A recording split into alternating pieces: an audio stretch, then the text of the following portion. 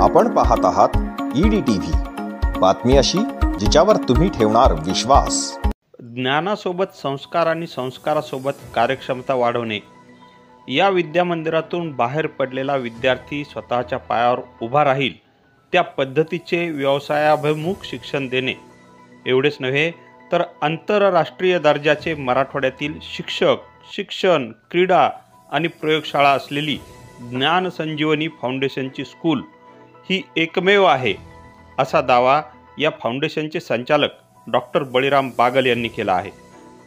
त्यांनी केलेल्या या दाव्यामध्ये डॉक्टर बागल सांगतात, खरं तर आज समाजाला ज्ञानासोबत संस्कार आणि संस्कारासोबत कार्यक्षमता आणि एक कार्यक्षम नागरिक विद्यार्थी तयार होणं खूप आवश्यक आहे आणि या संकल्पनेतून ज्ञान संजीवनी फाउंडेशन स्कूलची स्थापना करण्यात आलेली आहे। खरं तर या शाळेत फक्त ज्ञान नाही तर ती एक शाळा विद्येचं मंदिर करण्याची आमची मानस आहे।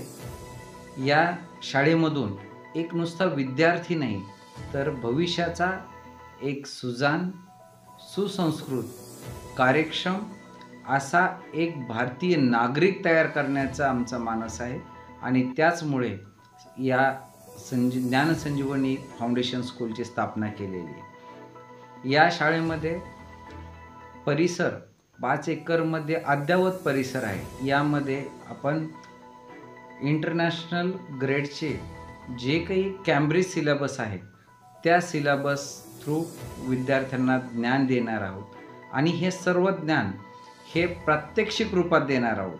नुसतं पुस्तकी ज्ञान नसून अनुभवातून शिक्षण कसं पद्धती जी आहे, जी फॉरेन कल्चर्समध्ये जनरली आपण बघतो त्या पद्धतीची शिक्षण पद्धती ही ज्ञान संजीवनी फाउंडेशन स्कूलमध्ये ॲडॉप्ट केलेली। त्यासाठी आपण अतिशय अद्ययावत, मला असं वाटतं की मराठवाड्यातले एकमेव एवढी आधुनिक सर्व लॅब्स आपण तयार केलेले आहेत, ज्यामध्ये सायन्स लॅब आहे, बायोलॉजी लॅब आहे, मॅथमॅटिक्स लॅब आहे, एव्हिएशन लॅब आहे, कॉम्प्युटर लॅब आहे, अशा प्रशस्त अशा स्टडी रूम्स आहेत। या पद्धतीच्या सर्व प्रकारच्या फॅसिलिटीज विद्यार्थ्यांना आपण देण्याचा प्रयत्न करत आहोत। विद्यार्थ्यांच्या एकंदरीत डेव्हलपमेंटसाठी आपण विविध विषयांच्या सांगड घालून त्यांचा सिलेबस आपण तयार केलेला आहे की जेणेकरून विद्यार्थ्यांना वेगवेगळ्या पद्धतीने तो सिलेबस समजावा आणि मुलांना आकलन व्हावं, यासाठी आपण ह्या सर्व गोष्टी केलेल्या आहेत। यासोबतच व्यवसायाभिमुख शिक्षण देण्यासाठी आपण त्या ठिकाणी 4 wheeler garage, 2 wheeler garage,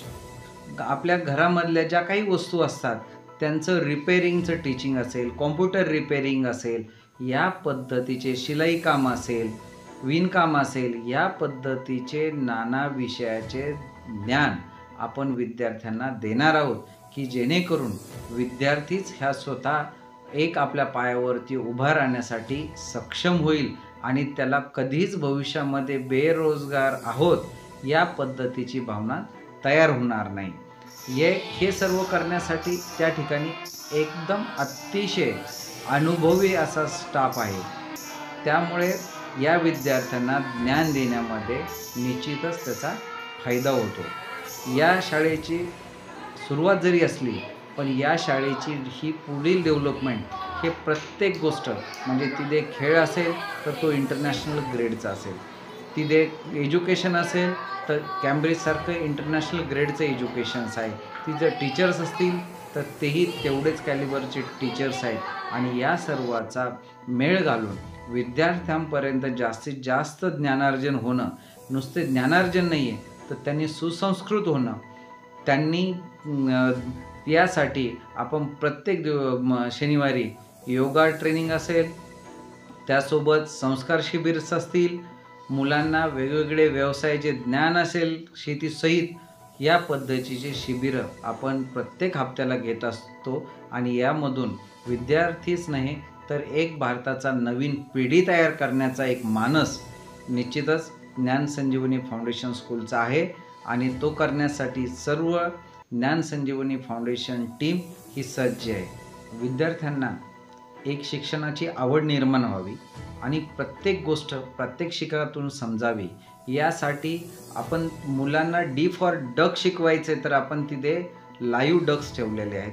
R for rabbit शिकवायचं तर तिथे रॅबिट्स आहेत. पी फॉर पॅरोट शिकवायचं तर तिथे पॅरोट्स आहेत. म्हणजे या पद्धतीच्या शिक्षण पद्धती आपण ॲडॉप्ट केलेल्या आहेत की जेणेकरून मुलांना ती गोष्ट बघितल्यानंतर परत पुस्तकातून पाठांतर करायची गरज पडत नाही.